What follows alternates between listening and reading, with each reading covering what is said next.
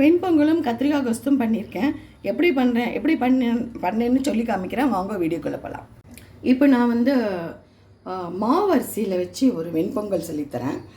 நான் இந்த டம்பரால் 1 கப்பு அளவுக்கு மாவரிசி எடுத்திருக்கேன். அதில் அரை கப்புலேருந்து கொஞ்சம் குறைவாக பாசிப்பருப்பு எடுத்து 2த்தையும் வாஷ் பண்ணியிருக்கேன்.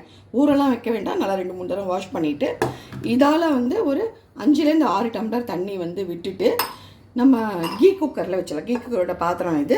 அது வச்சு எந்த இதில் ஆப்ஷன் ஆன் பண்ணணுன்னு காமிக்கிறேன். இப்போ கீ குக்கரில் தண்ணி விட்டு வச்சுருக்கேன். தேவையான அளவு உப்பு போட்டுக்கோங்க. அதுக்கப்புறம் கொஞ்சமாக ஒரு அரை டீஸ்பூன் பக்கம் கீ விட்டுட்டு நம்ம கலந்துட்டு ஆன் பண்ணிடலாம். இப்போ கீ குக்கர் ஆன் பண்ணியிருக்கேன். பட்டன் ஆன் பண்ணிவிட்டு பொங்கல் அண்ட் கிச்சடின்னு இருக்கும். இதில் நம்ம ஆன் பண்ணி விட்டுட்டோம்னா ஆட்டோமேட்டிக்காக அது பொங்கல் ரெடி ஆகிடும். 15 மினிட்ஸ் இது வச்சுருக்கேன். இப்போ பொங்கல் காமிச்சேன் இல்லையா, அதுக்கு தொட்டுக்கிறதுக்கு நான் ஒரு கொஸ்து சொல்லித்தரேன். கத்திரிக்காய் வச்சு கொஸ்து.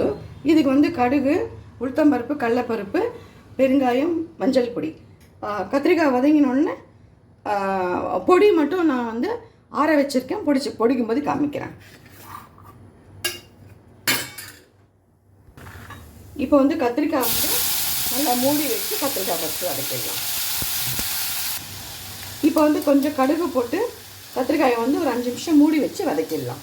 இப்போ கத்திரிக்காய் வதங்கி எடுத்து பெருங்காயம், மஞ்சள் பொடி போட்டிருக்கேன்.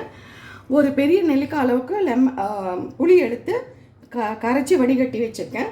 இதை இப்போ இதில் ஊற்றி கத்திரிக்காய் வேகிற வரைக்கும் இதை கொதிக்க வைக்கலாம்.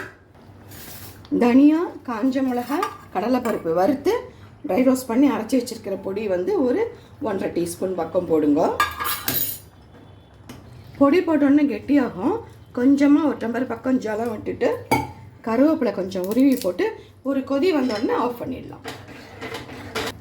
இப்போ ஒரு கொதி வர்றது, இதை ஆஃப் பண்ணிவிட்டு பிளேட்டிங். வெண்பொங்கல் நல்லா வெந்து ரெடியாக எடுத்து இந்த மிளகு, ஜீரகம், முந்திரி வறுத்ததை இதில் போட்டுடலாம்.